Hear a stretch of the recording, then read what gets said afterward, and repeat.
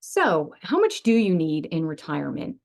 Or, put another way, how much does retirement cost here in the US? Well, the answer to that really depends. Depends on what kind of lifestyle you want. It depends on where you live. Do you want to leave an inheritance? Do you want to give to charities? Are you willing to relocate to a lower cost of living area? How much taxes will come into play? And depending on your age, will Social Security even be around by the time you retire? Well, all of these questions and many, many more are what make living in retirement so complicated. So, if you are close to retirement, finding a financial advisor can be very beneficial. And in another video, I am going to go through how you can find the right financial advisor for you and what are the services out there available to you? How much do they cost? What's the difference between a financial coach, a financial advisor, or a financial planner? So, for those of you who don't know me, my name is Deborah Ostrom. I've worked in the financial industry for over 27 years, and I started this channel because I want everyone, especially women, to get the education and information that they need so that you can be in the driver's seat of your financial future. I've created a website with courses that can help you do just that.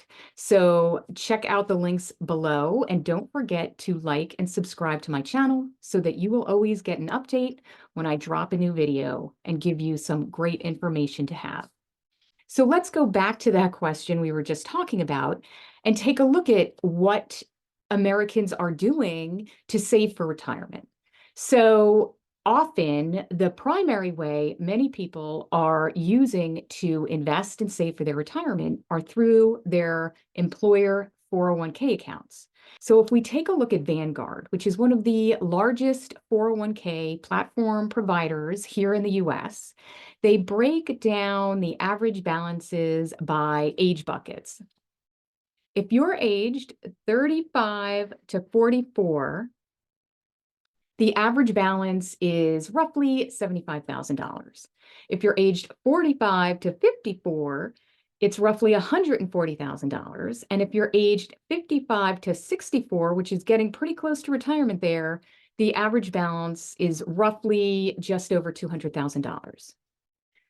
I don't think that enough people understand that it doesn't take a lot of money to get started investing in your 401k account. And if you start early, your money can grow into hundreds of thousands of dollars. You just have to get started, especially if your employer has a match. There is something called the power of compounding. And I think that people don't really realize how powerful it is. And it may only take, a small amount of money every paycheck that can get matched by your employer. And then over the course of 20 and 30 years can amount to hundreds of thousands of dollars. So the sooner you start understanding long-term investing and contributing to your retirement investment accounts, the better off you will be. So if you're not sure what is my 401k account, it's your tax-deferred retirement investing account offered through your employer. And it's very similar to also sometimes known as a 403b, which is often used by governments here in the US. And according to statistics, roughly 70% of those who have access to an employer retirement account do contribute. The issue is, based on the balances I just gave you, people may not be contributing enough.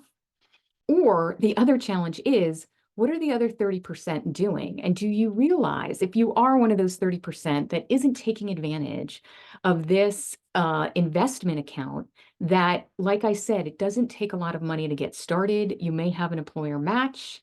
In addition to that, there's actually another 56 million Americans that are working but don't have access to a retirement account.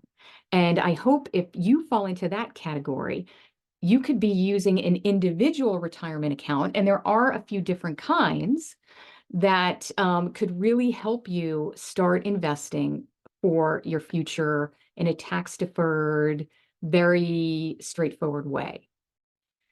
So to go back to this ever important question about how much do I need to have in retirement and am I on the right track?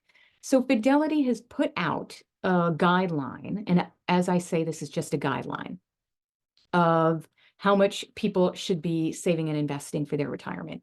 And what they've said is that by the time you're age 30, you should have a balance in your account roughly to what your annual salary is. And by the time you're 40, you should have a balance equal to 3 times your annual salary. And by 50, it should be 6 times your annual salary. And by 60, it should be 8 times your annual salary. And by the time you're 67, it should be roughly 10 times your salary. Now, this is such a broad generalization. It really depends on how much money you're making. Are you really going to need that same salary when you're in retirement? And so on and so forth. But at least it kind of gives you some frame of reference. Something else to keep in mind, and is that right now, the baby boomer generation, which is aged 60 to 78 years old, is the wealthiest generation in the United States.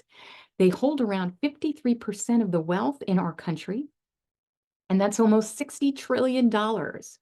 So over the next 20 years, they're going to be passing off this money in inheritance to spouses and children and grandchildren. So many millennials are going to be inheriting this, as well as spouses.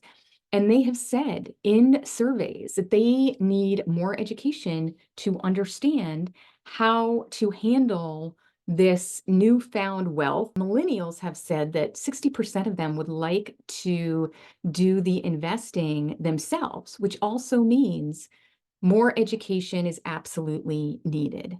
So please drop your comments and questions below. I'd love to hear what you think about this and what your questions are, because it may end up being a great topic for a future episode. Don't forget to check out my website. There's some free information there, and I'll see you next time.